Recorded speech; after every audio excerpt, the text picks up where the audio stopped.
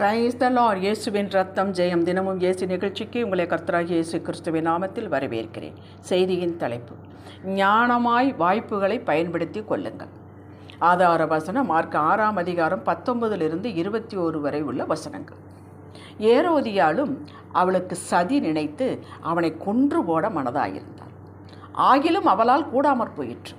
அது ஏனென்றால் யோவான் நீதியும் பரிசுத்தம் உள்ளவனா என்று ஏரோது அறிந்து அவனுக்கு பயந்து அவனை பாதுகாத்து அவன் யோசனையின்படி அநேக காரியங்களை செய்து விருப்பத்தோடே அவனை சொல்ல கேட்டு வந்தான். பின்பு சமயம் வாய்த்தது. கொலைசர் 4:5 வசனம். புறம்பே இருப்பவர்களுக்கு முன்பாக ஞானமாய் நடந்து காலத்தை பிரயோஜனப்படுத்தி கொள்ளுங்கள். கிறிஸ்துவுக்குள் அன்பானவர்களே, எல்லாருக்கும் 24 மணி நேரம்தான். வாய்ப்புகள், சந்தர்ப்பங்கள் எல்லாருக்கும் கிடைக்கிறது. சில சமயம் வாய்ப்புகள் தேடி வருகிறது. பல சமயங்களில் வாய்ப்புகளை ஏற்படுத்திக் கொள்கிறார்கள், தேடி போகிறார்கள். சிலர் சந்தர்ப்பத்திற்கு காத்திருக்கிறார்கள். அவர்கள் விரும்பிய வண்ணம் சமயம் வாய்க்கிறது, பயன்படுத்திக் கொள்கிறார்கள். நல்ல காரியத்திற்கும் தீமையான காரியத்திற்கும் வாய்ப்புகள் வருகிறது, சந்தர்ப்பங்கள் வருகிறது, பயன்படுத்திக் கொள்கிறார்கள். பழி வாங்குதல் இதில் அடங்கும். நன்மை தீமை 2 காரியங்களுக்கும் சமயம் வரட்டும் என்று காத்திருக்கிறார்கள். 2க்கும் சமயம் வாய்க்கிறது, எல்லாருக்கும் வாய்க்கிறது. உபாகம் 30 அதிகாரம் 19 வசனத்தில் கர்த்தர் சொல்கிறார், நான் ஜீவனையும் மரணத்தையும் ஆசீர்வாதத்தையும் சாபத்தையும் உனக்கு முன் வைத்தேன். நீயும் உன் சந்ததியும் பிழைக்கும்படிக்கு நீ ஜீவனை தெரிந்து கொள் என்றார். 2க்குமே சமயங்கள் உண்டு. நாம் எதை தெரிந்து எடுக்கிறோமோ அதை பொறுத்துத்தான் நமது வாழ்வு அமையும். வேதத்தில் சில சாட்சிகளை பார்த்து நாம் நம்மை திடப்படுத்தி கொள்ளலாம். மார்க் 6 அதிகாரத்தில் யோவான் ஸ்நானகன் ஏரோதை கண்டிக்கிறார். அந்த ஏரோது தன்னுடைய சகோதரன் பிலிப்பினுடைய மனைவியை வைத்து கொண்டான், ஏரோதியாளை. அதற்கு யோவான் ஸ்நானகன், நீ உன் சகோதரன் மனைவியை வைத்துக் கொள்வது நல்லதல்ல என்று அவனுக்கு கண்டித்து சொன்னான். அவனுக்கு இது பிடிக்கவில்லை. யோவானை கொல்ல நினைக்கிறான். ஆனால் மக்களுக்கு பயப்படுகிறான்.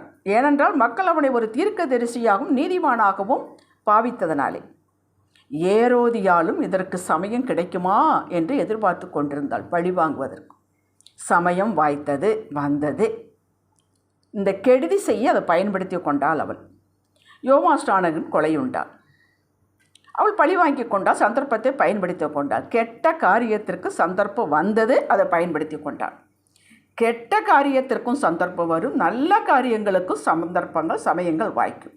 சந்தர்ப்பம் வருகிறது என்று நாம் பயன்படுத்தி கெட்ட காரியங்களுக்கு பயன்படுத்தக்கூடாது. அதை நழுவி விட வேண்டியது, தள்ளிவிட வேண்டும். மத்தேயு 26 அதிகாரம் 15-16 வசனங்களை பாருங்கள். பண ஆசையால் சிக்குண்ட யூதாஸ்காரியோத் 30 வெள்ளிக்காசுக்கு இயேசுவை காட்டி கொடுக்க பிரதான ஆசாரியரிடத்தில் உடன்பட்டான். அது முதல் இதற்கான சமயத்திற்கு காத்திருந்தான். வாய்ப்பு வாய்க்குமா, அவரை காட்டி கொடுக்கலாம் என்று காத்திருந்தான். இவனுக்கும் சமயம் வாய்த்தது, பயன்படுத்தி கொண்டான். யூதாஸ்காரியத்துக்குள்ள ஒரு நினைவு, இயேசுவை கொலை செய்ய முடியாது, அவர் தம்மை மறைத்து கொள்வார், பிடிக்க வந்தால் மறைத்து கொள்வார், தப்பித்து கொள்வார், நமக்கு காசு ஆச்சு, அவரும் தப்பித்து கொள்வார் என்று நினைத்து கொண்டான். ஆனால் அவன் இயேசுவுக்கு சிலுவை மரணம் என்ற ஆக்கினை தீர்ப்பை கேள்விப்பட்டதும் மனம் உடைந்து, குற்றமெல்லா இரத்தத்தை காட்டி கொடுத்து விட்டேனே என்று அந்த 30 வெள்ளிக்காசை தேவாலயத்தை தூக்கி எறிந்துவிட்டு தன்னைத்தான் அழித்து கொண்டான். இவன் நினைத்தது ஒன்று, நடந்தது வேறு. சந்தர்ப்பம் கிடைத்தும் பயன்படுத்தியும் இவனுக்கு இது லாபமாக இல்லை, மரணம் அடைந்தான். கெட்டதற்கு துணை போகும்போது முதலில் லாபம் போல தோன்றினாலும் நம்ம மாமிசம், நம்ம ரோஷமெல்லாம் நமக்கு நிறைவேறி விட்டது, நம்ம ஈகோவெல்லாம் நிறைவேறி விட்டது என்றாலும் அது நஷ்டத்தை தான் கொண்டு வரும். இதில் சந்தேகமே இல்லை. எதை விதைக்கிறோமோ அதைத்தான் அறுப்போம். 2 ராஜாக்கள் 5 அதிகாரத்தில் 1-3 வரை உள்ள வசனங்களை வாசியுங்க. இஸ்ரவேல் மக்களை கைதிகளாக சிரியா தேசம் கொண்டு போச்சு. சிரியா மற்றும் ராஜ படைத்தலைவர் கொண்டு போனார். நிறைய அடிமைகள். அது ஒரு சிறு பெண்ணை தெரிந்தெடுத்து சிரியாவின் படைத்தலைவனான நாகமான் தன் வீட்டில் வேலைக்கு அமர்த்தி கொண்டார். இவனுக்கு குஷ்டரோகம். இதை கண்டுவிட்ட அந்த சிறு பெண், அந்த நாட்டின் அந்த வீட்டில் அமர்த்தப்பட்ட அந்த பணிப்பெண், இஸ்ரவேல் மகள், தன்னுடைய எஜமாட்டியை பார்த்து, நாகமானுடைய மனைவியை பார்த்து, என்னுடைய ஆண்டவர் அங்கே சமாரியாவுக்கு போனால், இஸ்ரவேலுக்கு போனால் அவருக்கு சுகம் கிடைக்கும், எலிசா தீர்க்கதரிசியை பார்த்தால் அவருக்கு சுகம் கிடைக்கும் என்று அந்த ஒரு சின்ன செய்தியை சொல்லுகிறார். சந்தர்ப்பம் வாய்த்ததை அவள் பயன்படுத்தி கொண்டார், நல்ல காரியத்துக்கு பயன்படுத்தி கொண்டார். நம்மைத்தானே சிறைபிடித்து கொண்டு வந்தார்களே, நம்மை அடிமையாக வீட்டு வேலை செய்ய போட்டு விட்டார்களே, இவனுக்கு இதுவும் வேணும் இன்னமும் வேணும் என்று நினைக்காமல் தனக்கு தெரிந்த செய்தியை சொல்லுகிறார். இந்த சந்தர்ப்பத்தை அவள் அழகாக பயன்படுத்தி கொண்டார், நல்ல காரியத்திற்கு பயன்படுத்தி கொண்டார். அதேபோல் நாகமான் போனான், சுகம் பெற்றான். அது யாருக்கும் தெரிந்தது, நீங்கள் வாசித்து கொள்ளுங்கள். இவள் பழி வாங்கவில்லை, பரிகாரம் செய்தாள். சின்ன பெண் தானே, அவளுக்கு தெரிஞ்ச செய்தியை சொல்லி பெரிய காரியம் நடக்கிறதுக்கு பார்த்தாள். நம்முடைய வாழ்வில் காலையிலிருந்து மாலை வரை நமக்கும் சமயம் வாய்க்கிறது, நன்மை செய்யவும் வாய்க்கிறது, தீமை செய்யவும் வாய்க்கிறது. நாம் எதை தெரிந்தெடுக்கிறோம் என்பதில் கவனமாகிருங்கள். யாக்கோபு 4:17 ஒருவன் நன்மை செய்ய அறிந்தவனாயிருந்தும் அதை செய்யாமற் போனால் அது அவனுக்கு பாவமாயிருக்கும். நன்மை செய்ய சமயம் கிடைத்தும் வாய்ப்புகள் கிடைத்தும் அதை செய்ய உங்களுக்கு தகுதி பலன் இருந்தும் அதை நீங்கள் நழுவ விட்டுவிட்டால் அது பாவம் செய்ததற்காக கணக்கிடப்படுகிறது. நான் சொல்லலைங்க, வேதம் வரை இருக்கிறது. கலாத்தியர் 6:9 சொல்கிறது, நன்மை செய்கிறதில் சோர்ந்து போகாமல் இருப்போமாக. நாம் தளர்ந்து போகாமல் இருந்தால் ஏற்ற காலத்தில் அறுப்போம்.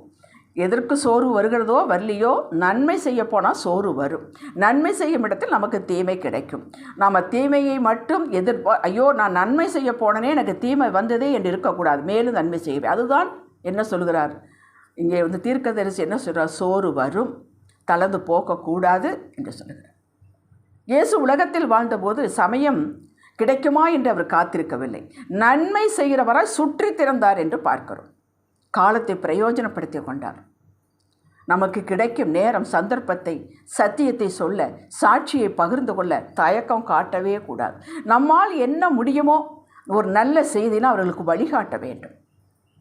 இந்த இடத்துக்கு போனால் நமக்கு சுகம் கிடைக்கும், சபைக்கு போனால் சுகம் கிடைக்கும், வேதத்தை வாசித்து ஜெபித்தீர்களானால் சுகம் கிடைக்கும் என்று சொல்வதில் தயக்கமே காட்டக்கூடாது. பெரிய பெரிய பிரசங்கம் செய்ய வேண்டிய அவசியம் இல்லை. சின்ன சின்ன வாய்ப்புகளை நாம் பயன்படுத்தி கொள்ள வேண்டும். 2 தீமோத்தேயு 4:2 சமயம் வாய்த்தாலும் வாய்க்காவிட்டாலும் ஜாக்கிரதையாய் திருவசனத்தை பிரசங்கம் பண்ணி. இதுக்கு மட்டும் ஆண்டவர் என்ன சொல்கிறார், உனக்கு சமயம் வாய்க்குதோ வாய்க்கலையோ ஆனால் திருவசனத்தை பிரசங்கம் பண்ண வேண்டும் என்று சொல்லப்பட்டிருக்கிறார். இது நம்மேல் விழுந்த கடமை, இதுக்கு ஒதுங்கி கொள்ளக்கூடாது. ஞானவான் தீமைக்கு விலகி கொள்கிறார், இது நல்லது.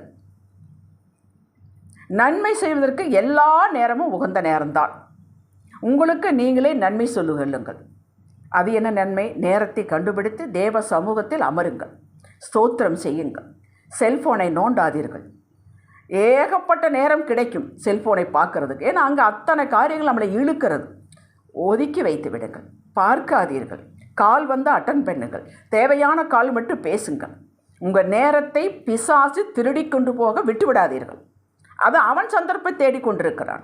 அப்படித்தானே 1 பேதுரு 5:7 படித்து பாருங்கள், 8 படித்து பாருங்கள். எவனை விழுங்கலாமோ என்று அவன் வகை தேடி சுற்றி தெரிகிறான் என்று, கெர்ச்சிக்கிற சிங்கம் போல அவன் சந்தர்ப்பத்தை தேடி அலைகிறான். எவனை விழுங்கலாம், எவனை செல்ஃபோனுக்குள்ளே இழுத்துக்கொள்ளலாம், சினிமாவுக்குள் இழுத்துக்கொள்ளலாம், ட்ராமாவுக்குள் இழுத்துக்கொள்ளலாம், காசிப்பிங்குள் இழுத்துக்கொள்ளலாம், வகை தேடி சுற்றி தெரிகிறான். நமக்கு நல்ல சந்தர்ப்பம், எல்லா நேரமும் நல்ல சந்தர்ப்பங்கள் தான். வேதத்தை வாசியுங்கள், நேரம் எடுத்து வாசியுங்கள், ஜெபியுங்கள், விசுவாசத்தோடு இருங்கள், மகிழ்ச்சியோடு இருங்கள். நேரத்தை வீணாக செலவழித்து விடாதீர்கள். கோடி கோடியாக சம்பாதிக்கலாம், ஆனால் 1 மணி நேரத்தை நீங்கள் சம்பாதிக்க முடியாது. இதை தெரிந்து கொள்ளுங்கள். ஹல்லேலூயா. ஜெபிக்கலாம். அப்பா, நன்மை செய்ய வேண்டும் என்ற விருப்பம் எனக்கு உண்டு, ஆனால் தீமை செய்து விடுகிறேன். பேசக்கூடாது என்று நினைக்கிறேன், பேசி விடுகிறேன். இதை சாப்பிடக்கூடாது என்று நினைக்கிறேன், சாப்பிட்டு விடுகிறேன். தொய்ந்து விடுகிறேன், மறுபடியும் அதையே தவறை செய்கிறேன். என்னால் முடியவில்லை. ஆண்டவரே, செய்ய வேண்டியதை செய்யவும், செய்யக்கூடாதை செய்யாமல் இருக்கவும், பேசக்கூடாதை பேசாமல் இருக்கவும் இதற்கு ஆத்தும பலன் வேண்டும் ஐயா. இந்த ஆத்தும பலனை எங்களுக்கு தருவீராக, அதற்கு கிருபை தருவீராக. ஆவியானவர் எங்களை பலப்படுத்துவீராக. உம்முடைய திட்டத்தில் சித்தத்தில் இருந்து எல்லா நேரத்தையும் நல்ல சந்தர்ப்பங்களாக மாற்றிக்கொண்டு நன்மை செய்ய, நன்மை மாத்திரமே செய்ய எங்களுக்கு கிருபை தாரும். இயேசுவின் நாமத்தில் பிதாவே, ஆமேன். ஹல்லேலூயா.